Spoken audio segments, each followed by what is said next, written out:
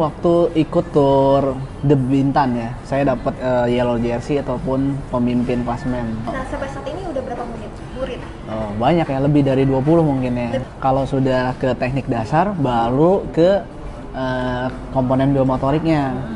Pro dan kontra lah ya, bersepeda di jalan raya. Dan yang pertama mungkin itu sebetulnya layak nggak sih sebagai jalur sepeda?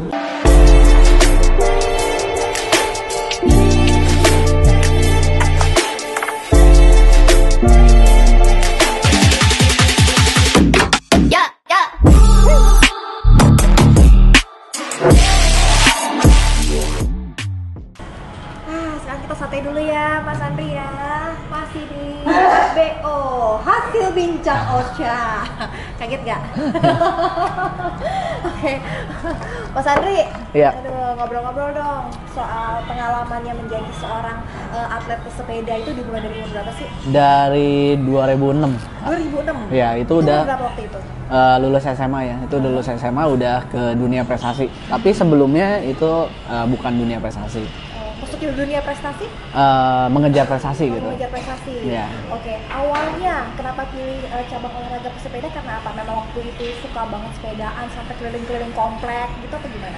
Awalnya mungkin setiap hari Sabtu ataupun hari Minggu aja kita goesnya. Oh. Ternyata dari komunitas ada kayak pengumuman lah gitu ya, perlombaan, pertandingan sesuai dengan kelompok umurnya waktu itu. Waktu itu berapa?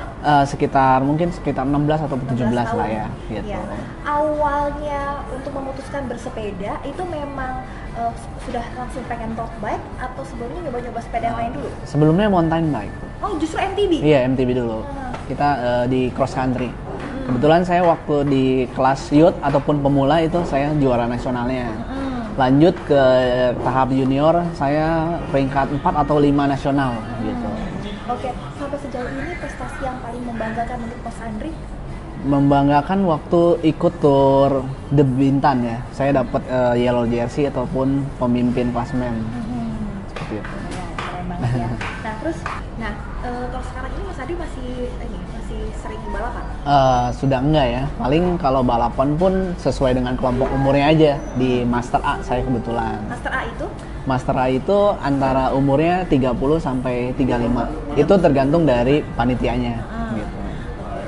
Nah, kan di era pandemi seperti ini nih, sekarang istilahnya zamannya semua serba bersepeda, ya kan?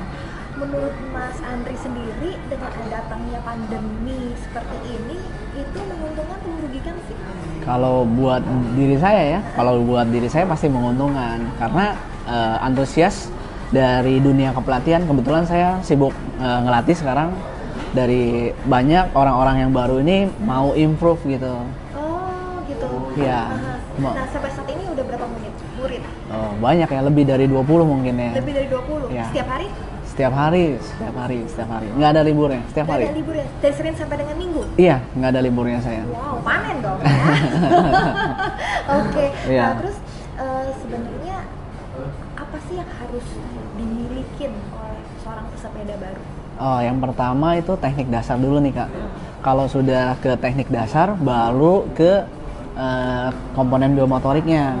Bisa daya tahan, bisa kekuatan dan kecepatan, atau nanti penggabungannya dari 3 komponen ini. Oke. Nah, sebenarnya kalau misalkan buat yang nonton ingin menekuni dunia bersepeda, ingin menjadi seorang atlet sepeda, apa yang harus disiapkan? Yang pertama, support dari sepedanya dulu nih Kak.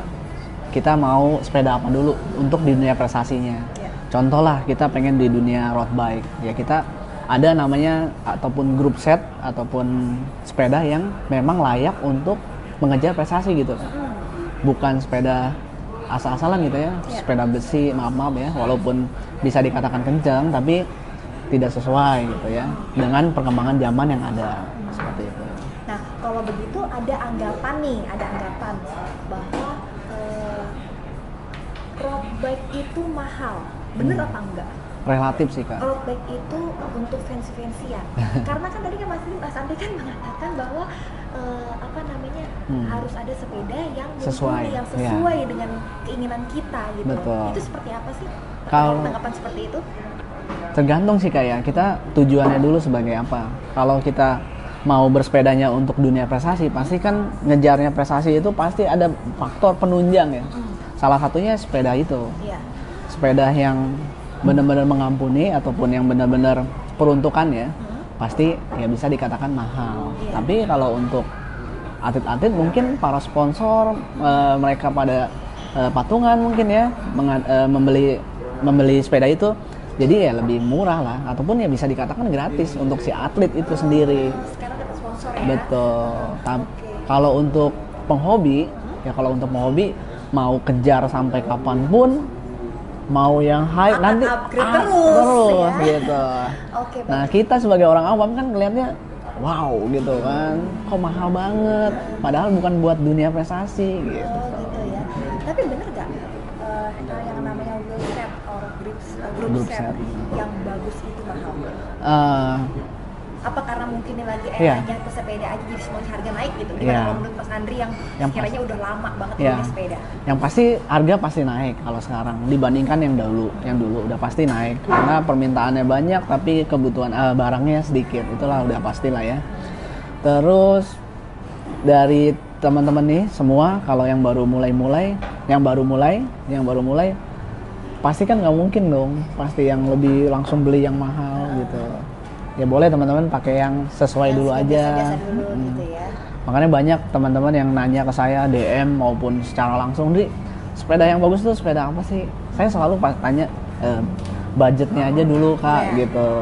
Jadi nanti kalau udah sebut budget, saya coba sebut merek dan sebut speknya secara detail itu sih Kak. Oke baik. Nah untuk wheel set, group set dan juga termasuk sepeda, untuk pesepeda pemula nih, boleh nggak disebutin tipenya apa, mereknya apa, group setnya seperti apa, wheel setnya apa? Oh gitu. Jadi yang pertama kan di frame-nya itu sendiri kan bahannya macam-macam kayak ada yang besi, ada yang aluminium, ada yang titanium, ada yang karbon. Kalau yang alloy itu termasuk juga nggak? Ya aluminium ya, aluminium gitu ya. Jadi itu tahapan dari 4 itu kan. Apa aja besi? Besi, aluminium, titanium sama karbon. Karbon. Iya. Oke. Apa jadi yang paling tinggi karbon? Iya, yang tinggi karbon. Itu untuk frame. Betul, untuk frame. Selanjutnya? Antara karbon dan titanium. Karbon dan titanium itu udah yang paling bagus. Betul. Tapi kalau untuk dunia prestasi, kita tuh biasanya ada patokan event yang terbesar gitu kan. Kalau cara sepak bola tuh kan ada Piala Dunianya. Nah, kalau di balap sepeda itu ada 3 tour. 3 tour yang paling besar. Tour de France, Tour Giro Italia yang di Italia sama Tour de Spanyol. Nah, itu atlet-atletnya pakai sepeda apa? Nah, itu sebagai patokan biasanya untuk di dunia prestasi gitu kan. Kebetulan mereka semua pakainya karbon Kak bahannya. Antara besi, aluminium, titanium dan karbon ya. Ini juga mempengaruhi dari berat si sepeda itu juga. Pasti Kak, pasti ya. Jadi yang namanya karbon ini pasti yang paling enteng. Pasti enteng sih. Nanti paling faktor pendukung yang lainnya gitu ya, seperti wheel set dan group setnya. Kalau frame-nya udah ringan tapi wheel setnya berat ya jumlah sepeda secara total ya pasti berat gitu Kak. Jadi itu untuk frame. Untuk group set dan wheel set? Group set paling enggak kalau untuk dunia prestasi kedua ataupun ketiga dari atas ya. Misalkan yang pertamanya kan itu udah top lah ya, misalkan pembalap-pembalap pro udah pakai yang paling top. Ya kita kalau buat pemula paling enggak grade kedua ataupun grade ketiganya itu cocok buat dunia prestasi, udah cukup lah gitu. Boleh disebutin nggak apa-apa aja? Kayak misalkan kalau di Shimano itu kan ada namanya yang nomor 1 tuh Dura S. Nomor 2-nya Ultrega. Nah, teman-teman bisa pakai 105 tuh udah cukup kalau untuk di dunia prestasi. Betul. Dura S, Ultrega sama 105. 105. Nah, itu kalau kita berbicara soal group set. Ya. Apalagi Mas, wheel set. Wheel set. Nah, wheel set itu juga ada listnya karbon, ada yang aluminium. Terus kalau secara pengeremannya ada yang disc, ada yang rim brake. Itu sih. Untuk pengereman, mendingan disc brake atau rim brake? Kalau saya pribadi saya lebih seneng disc. Disc brake. Karena lebih cakram sama kalau pada saat kita hujan kita jalan turunan lebih aman. Gitu sih Kak. Gitu ya. Oke. Baik. Nah, kemudian kalau misalkan nih ada istilah kalau kita mau road bike kan, kita harus fitting terlebih dahulu. Sebenarnya Oke. istilah fitting itu seperti apa? Jadi fitting tuh sama ada istilah kita tuh beradaptasi dengan sepeda atau sepeda yang beradaptasi dengan kita kan. Nah ini dua pemahaman yang berbeda. Nah itu kalau kita ibaratnya pakai baju lah ya, kita pengen pakai baju yang ngepas, yang bagus, yang enak dipakai itulah. Sama juga seperti sepeda, ya kita juga harus tahu ukurannya seperti itu. Masing-masing orang tingginya berbeda, pasti berbeda pula sepedanya. Oh gitu ya. Oh baik-baik, jadi tinggi orang tersebut dengan ukuran sepedanya pun juga beda-beda. Benar. Untuk mau fitting sepeda apa yang harus diperhatikan? Jadi ada tingginya tuh dibagi dua nih kak. Ada tinggi insem itu dari pinggul ke bawah, sama panjang dari pinggul ke atas itu torso disebutnya. Jadi masing-masing orang tuh ada yang tinggi kakinya ibaratnya gitu ya, ada yang panjang badannya. Nah itu kalau badannya untuk jangkauan dari si stem itu sendiri ataupun stang, jangkauan si stang. Tapi kalau insem itu tinggi dari saddle ke pedal. Jadi nggak jaminan dengan tinggi yang sama saddle-nya sama. Oh jadi bisa jadi orang yang lebih pendek tapi ternyata ukuran sepedanya sama dengan temannya yang Iya, lebih tinggi gitu lebih ya? tinggi. Misalkan kita contoh deh kakak 170, saya 170, saya bisa jadi tinggi insemnya, karena saya tinggi insemnya, kita pakai 70 tingginya dari bottom bracket ke saddle 70. Tapi ternyata kakak insemnya lebih rendah, bisa jadi 65 atau 60. Oh gitu. Betul. Oke, baik. Nah kemudian nih tadi kita udah ngebahas tentang teknik sepeda, yang harus dilakukan dan fitting segala macam ya. Iya. Sekarang kan nih lagi musim nih Mas, beberapa kemarin tuh dengan adanya pro dan kontra lah ya bersepeda di jalan raya khususnya di Sudirman, di Tamrin, hingga muncul yang namanya undang-undangan, hingga muncul yang namanya apa ya, haters road bike gitu kan ya. Tanggapannya Mas Andri sendiri gimana sih Mas sebenarnya? Benar nggak sih kalau misalkan pesepeda yang namanya road bikers itu sistemnya arogan? Kenapa mereka bisa berkata demikian? Iya gitu. kak, iya. Memang rame-ramenya sekarang ya seperti itu. Waktu dulu mungkin nggak ada media sosial, di zamannya saya 2006 kayaknya nggak ada juga tuh kayak gitu. Udah main juga 2006 di Dalton? Udah main, saya kan main, ya? Saya wakilin DKI Jakarta dulu. Saya sempat wakilin DKI Jakarta langsung ke wakilin nasional ataupun negara gitu. Kita juga pernah latihan di Sudirman, di Kemayoran juga kita main. Dengan peak hour seperti itu? Iya sama. Oke, jadi ini aku pengen tahu ya. Mengapa road bikers? Ya. Bener nggak mereka selalu mengambil jalur yang kanan? Aku pengen sama Andri Prawata ya kan, yang seorang atlet dan sekarang juga menjadi coach. Iya. Tanggapannya seperti apa? Dia Kenapa mungkin harus ngambil jalur kanan? Oke. Biar semuanya clear ya dan jadi lebih terbuka wawasannya. Oke. Jadi mungkin pasti ada alasannya ya teman-teman gue nih kenapa ngambil kanan. Yang pertama mungkin itu sebetulnya layak nggak sih sebagai jalur sepeda? Itulah tanda tanya besar ya. Nah, layak nggak dari jumlah lebarnya mungkin atau halangan yang ada ya, seperti saluran air atau pertigaannya, banyak pertigaan. Terus lagi berbicara tentang kecepatan. Kebetulan kecepatan road bike itu lebih daripada 25 km per jam, dan sedangkan peruntukannya untuk jalur sepeda itu di bawah 25 km per jam, seperti itu kan. Iya, gitu kan. Ya. Okay. Jadi mungkin alasan-alasan itu yang membuat teman-teman gue nih bisa ataupun ngambil jalur yang sebetulnya dekat dengan, bukan yang paling kanan sih, yang dekat dengan si jalur sepeda itu sih kak. Kalau ngambil yang paling kanan sih kayaknya enggak lah ya. Enggak ya. Apa tuh namanya? Jadi dengan alasan bahwa jadi dengan kata lain ialah kalau misalkan road bikers ngambil yang jalur pesepeda itu lebih berbahaya nggak?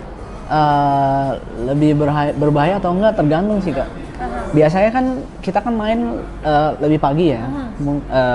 Jumlah kendaraan tuh nggak terlalu banyak kak. Jadi menurut saya sih aman-aman aja sih. Aman-aman aja. Yeah. Tapi paling nggak juga cuma hanya untuk kecepatan tidak lebih dari 25 km untuk jalur yang pesepeda. Iya. Gitu sih kak. Jadi buat teman-teman nih yang pesepeda ataupun pemotor ya, kita saling menghargai aja sih Kak, sesama pengguna jalan. Seperti itu sih idealnya sih seperti itu. Toh juga kita nih sebagai teman sebagai goeser kan tidak sepanjang jalan ya ataupun sepanjang waktu gitu ya, 24 jam. Kita cuman pakai pagi aja. Pagi gitu. aja paling 1,5 jam atau 2 jam lah ya. Iya. Gitu sih mohon dimaklumin lah buat teman-teman yang punya mobil, yang punya motor.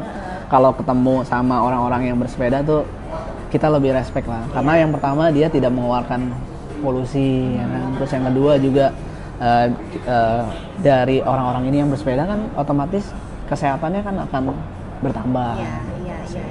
Nah, kemudian ada juga istilah yang mengatakan bahwa kenapa sih kalau misalkan sepedaan rombongan, nggak tahu istilahnya pelotonan. Iya, pelotonan. Dan kemudian gue pengen dong Mas Andi jelasin sebenarnya apa sih harus diperhatikan dalam pelotonan atau rombongan bersepeda? Ya, sebetulnya pelotonan itu sebagai teknik dasar sih Kak. Sebetulnya ya, teknik dasar di dalam balap sepeda sebetulnya, ataupun di dalam komunitas balap sepeda.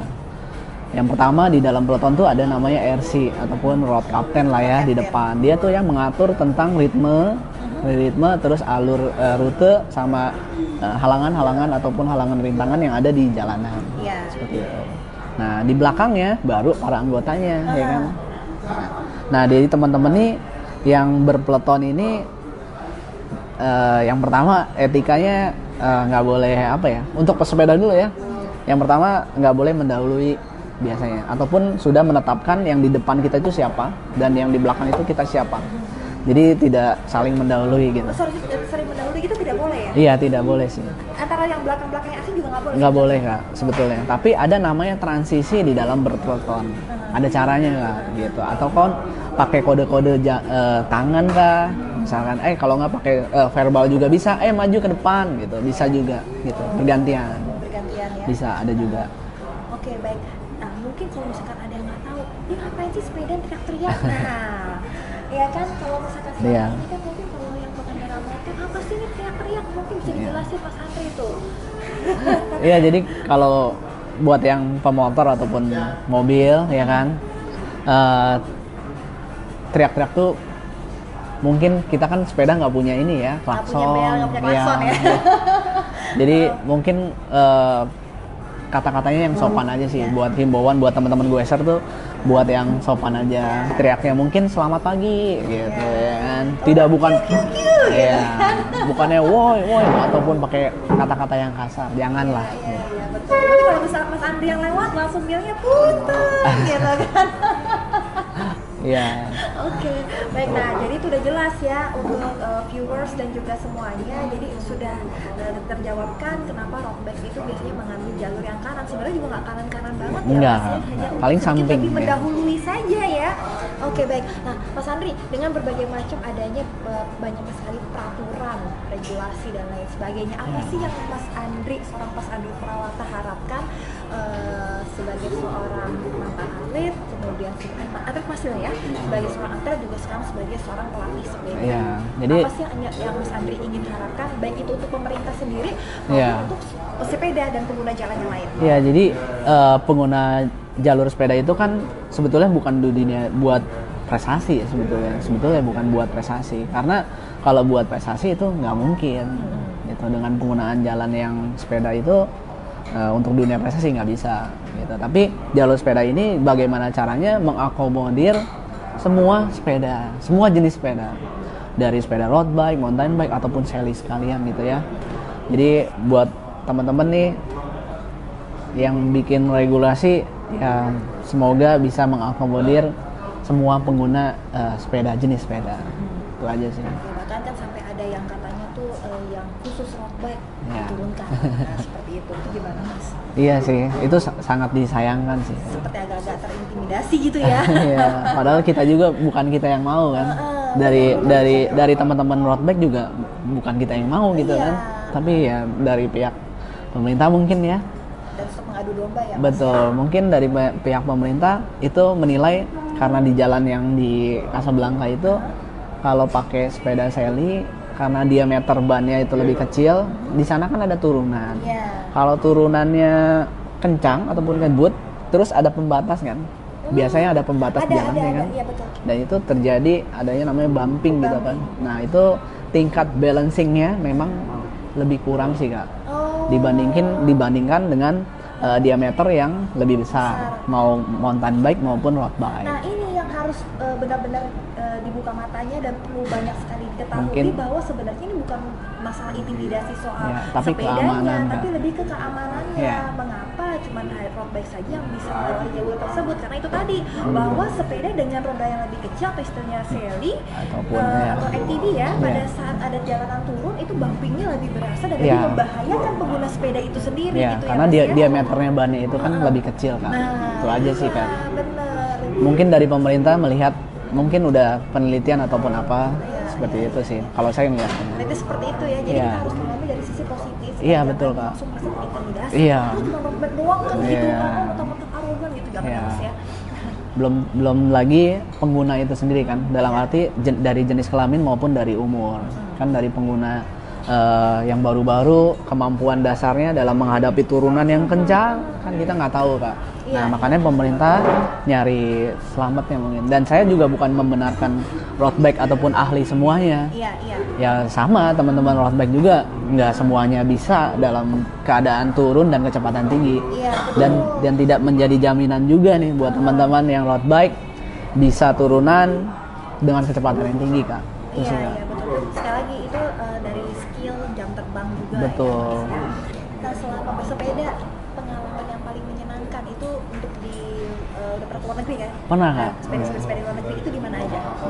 Kalau kemana aja saya pernah ke Dubai, ke Thailand, ke Taiwan, ke Malaysia, ke Singapura. Yang paling berkesan tuh saya ke Taiwan kak.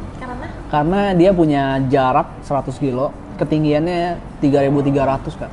3.300? Iya, jadi kita bisa ngelihat awan dengan manjak Dan dirimu sampai ke sana? Iya kak, jadi itu ada event. TTB nggak tuh? Tuntun baik? Oh enggak ya, soalnya dari pernah tahu tidak pernah TTB, goes satu kaki aja bisa dia. Betul kak, kebetulan itu adalah event dari Taiwancom namanya. Benar, dari berbagai negara dia ikut. Kebetulan saya sama klien saya berdua doang dari Indonesia waktu itu di acara Taiwancom. Itu sangat berkesan sih. Betul. Oke. Kalau misalkan goes di Dubai apa sih? Di Dubai itu paling perkotaan aja sih kak. Iya, perkotaan.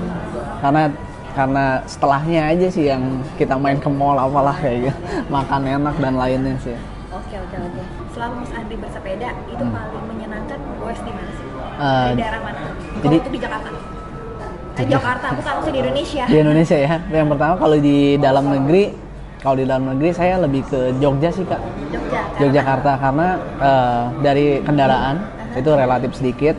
Terus dia kalau keluar kota 5 sampai 10 kilo kita udah ketemu sawah gitu kan. Oh, gitu. Udah ketemu pemandangan yang bagus.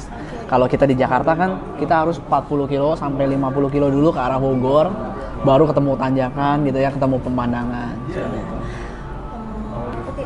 Kemudian sekarang nih kita mau adanya 5 pertanyaan buat Mas Andri, ya kan, pertanyaan pilihan. Mas Andri harus menjawabnya dengan waktu yang singkat. Pilih aja Geraldine atau Pevita Pierce? Pevita sih kak. Pevita. Nah, karena lebih kenal aja. Oh, lebih kenal, udah belajar juga lagi jadi road bike ya? Iya, udah belajar klit juga. Oh, udah belajar klit. Oh, oke. Motor atau mobil? Lebih sekarang mobil kayaknya. Mobil. Iya. Menjadi pemain atau menjadi pelatih? Sekarang pelatih kak. Pelatih. Iya. Lebih suka menjadi pebalap sepeda atau seorang YouTuber? Pembalap sepeda aja kak, nggak mikirin konten kalau YouTube. Oke. Lebih suka di jalur sepeda atau di jalur non sepeda? Seharusnya jalur sepeda sih kak. Jalur sepeda. Tapi yang benar-benar jalur sepeda ya. Itu aja. Tunggu. Yang benar-benar jalur sepedanya tuh kayak gimana? Ya bisa dikatakan aman lah kak. Yang aman. Yang aman, yang nyaman, terus tidak diganggu sama kendaraan lain, lebih lebar. Kalau bisa ya itulah gitu. Oke. Bersepeda di dalkot aman atau tidak aman? Tergantung dari jamnya kak. Nggak tapi bisa, harus pilih satu.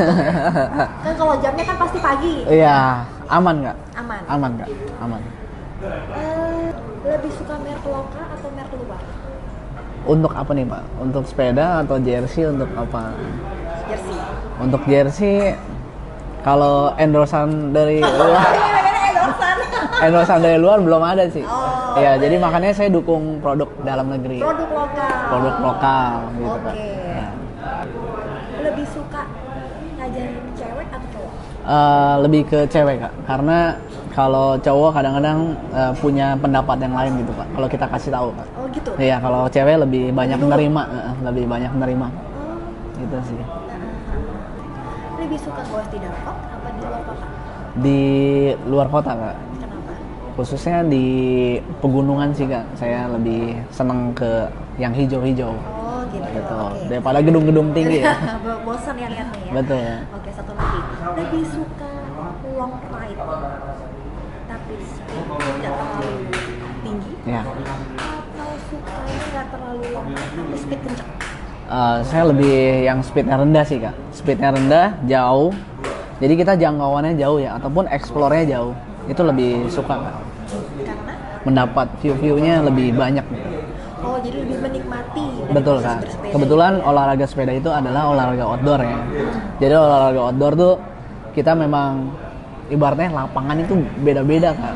Tidak seperti tenis ataupun bulu tangkis, lapangannya itu aja gitu kan. Tapi kalau sepeda tuh outdoor, lapangannya beda-beda. Kita ke daerah A beda, ke daerah B beda.